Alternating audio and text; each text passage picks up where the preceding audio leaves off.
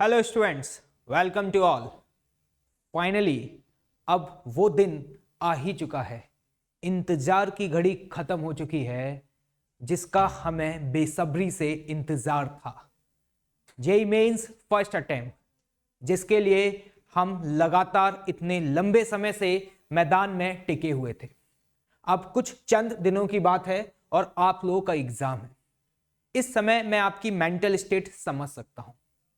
हो सकता है कि आपकी जो मेंटल स्टेट है वो एक साइन कर्व की तरह फ्लक्चुएट कर रही हो, alternate, half cycle positive, half cycle negative. कुछ इंटरवल के लिए, कुछ घंटों के लिए आपको ऐसा फील हो रहा हो कि आप बहुत हाईली पॉजिटिव हैं, आपकी प्रिपरेशन बहुत अच्छी है और आप एग्जाम को फोड़ने वाले हो। और वही 2 घंटे बाद हो सकता है कि एकदम से आप काफी नेगेटिव फील करना स्टार्ट कर देते हो। आपको ऐसा फील होने लगता हो कि यार आपने जो कुछ भी पढ़ा है आप वो सब कुछ भूल रहे हैं, आपको कोई भी चैप्टर अच्छे से नहीं आता, आपने उस चैप्टर के PYQs को अच्छे से सॉल्व नहीं किया है। इस तरह की नेगेटिविटी भी आ रही होगी। तो इस तरीके से ऑल्टरनेट, कभी पॉजिटिव कभी नेगेटिव, कभी बहुत हाईली मोटिवेटेड, कभी एकदम से हाईली डिप्रेस्ड, ये सिचुएशन अभी आप लोगों की चल रही है। और पता है ये सब क्यों हो रहा है? That is just because of the fear of failure. आपके मन में कहीं ना कहीं एक डर है कि अगर मैं इस एग्जाम में फेल हो गया तो, अगर मैं इस एग्जाम में up to the expectation perform नहीं कर पाया तो फिर क्या होगा, तो फिर मैं क्या जवाब दूंगा अपने पेरेंट्स को।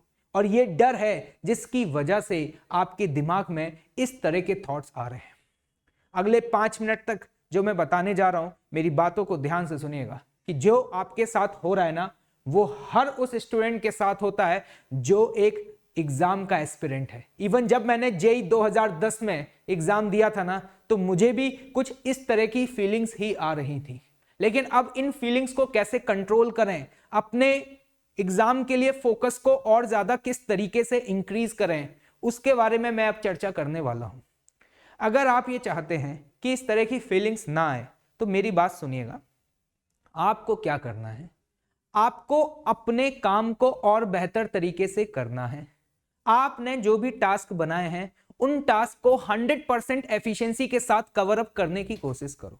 देखो यार, सबसे ज्यादा प्रॉब्लम्स उनके साथ होंगी जो लोग फ्री हैं और जो बैठ करके ये सोच रहे हैं कि मेरा क्या होगा। उनके साथ कोई भी प्रॉब्लम नहीं होगी जिनके पास वक्त ही नहीं है। आपके पास जितने भी दिन बचे हुए हैं, आप जितना एफर्ट कर सकते हैं उससे ज्यादा एफर्ट करने की कोशिश करिए। आप जितनी तेज भाग सकते हैं इस रेस में, उससे भी ज्यादा तेज भागने की कोशिश करिए और अपने आप से ये पूछिए, क्या ये आपकी मैक्सिमम एफिशिएंसी है? आप अगर एक दिन में 10 टास्क कंप्लीट कर पा रहे हैं तो मैं कह रहा हूं कि अब 12 टास्क बनाइए और उन 12 टास्क को कंप्लीट करने की कोशिश करिए। जब आप बड़ा टारगेट रखेंगे तो आप जैसे सुबह उठेंगे आपको पता होगा कि आज मुझे क्या क्या टास्क कंप्लीट करने हैं और आपकी जो एनर्जी है वो किसी एक पर्टिकुलर डायरेक्शन में चैनलाइज हो जाएगी। तो उससे अपने आप ये डिस्ट्रैक्शंस कम होंगे। समझ में आ रहा है? डिस्ट्रैक्शन को कम करने का सिर्फ एक यही तरीका है और कोई तरीका नहीं है।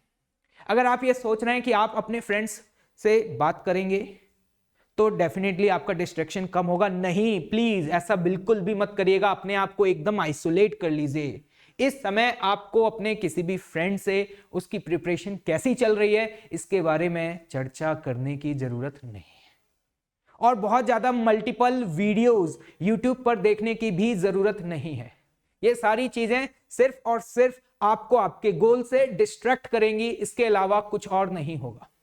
आप अपनी एनर्जी को एक ही डायरेक्शन में चैनलाइज करना चाहते हैं तो सिर्फ और सिर्फ एक ही काम करिए। जितना अभी तक आप लोगों ने पढ़ा है, अब तक जितना भी पढ़ लिया है, उसको बार बार रिवाइज करो, क्लास नोट्स को अच्छे से पढ़ो, सारे फॉर्मूलों को रिकॉल कर करके लिखो। जब आप फॉर्मूले लिख रहे हो तो उनकी टर्म्स एंड कंडीशंस को लिखो, उनकी वैलिडिटी क्या है वो लिखो। उस फॉर्मूले के अंदर यूज होने वाले सभी टर्म्स का मतलब भी आपको पता होना चाहिए। जैसे फॉर एग्जांपल अगर मैं लिखता हूं time of flight during the projectile motion 2u sin theta by g, तो इसकी वैलिडिटी क्या है? इसकी वैलिडिटी है कि ये सिर्फ और सिर्फ तभी वैलिड होगा जब ग्राउंड टू ग्राउंड प्रोजेक्टाइल होगा। दूसरा, यहां पे थीटा का मतलब क्या है?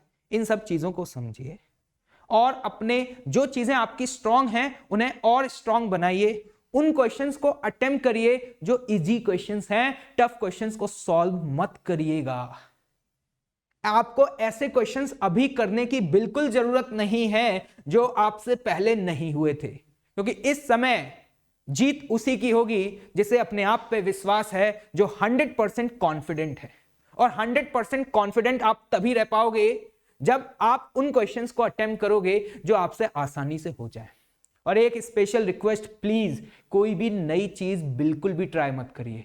जो चैप्टर्स, जो फॉर्मूले जिसके बारे में आपको बिल्कुल भी आइडिया नहीं है, अब आपको उन्हें टच करने की जरूरत बिल्कुल भी नहीं है। जो आता है उसे और मजबूत बनाइए, जो आपकी स्ट्रेंथ है उस पर वर्क करिए, अपने वीक पॉइंट्स को अभी साइड में कर दीजिए।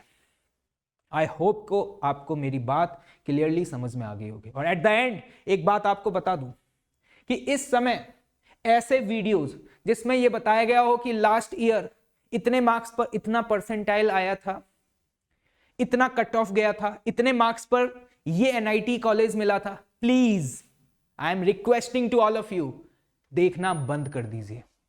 ये ऐसा मैं इसलिए बोल रहा हूं क्योंकि ये सारे वीडियोस सिर्फ और सिर्फ आपके माइंड को एक डिफरेंट डायरेक्शन में एंगेज करेंगे और आपके डिस्ट्रैक्शन और ज्यादा बढ़ेगा, आप अपने गोल से उतना ही ज्यादा डेविएट हो जाएंगे। एक बात बताइए, अगर आपको ये पता है कि ठीक है भाई last year suppose 200 plus marks पर 99% आया था, हाँ पता है, अब क्या करें इसके बाद? क्या ऐसे वीडियोस देखने से कि आपका परसेंटाइल आ जाएगा क्या? नहीं ना। इससे क्या होगा, आपके ऊपर प्रेशर और इंक्रीज होगा। तो ऐसे वीडियोस नहीं देखने। और सुन लीजिएगा, अपने आप से जीरो एक्सपेक्टेशन रखनी है, कोई टारगेट सेट नहीं करना। एग्जाम देने जाने से पहले अगर कोई आपसे पूछे कि आज आपका क्या टारगेट है, आप कितना स्कोर करने वाले हैं, किस सब्जेक्ट में कितने मार्क्स लेकर के आएंगे, कितना परसेंटाइल आप सोच रहे हैं, आई हैव जीरो एक्सपेक्टेशंस।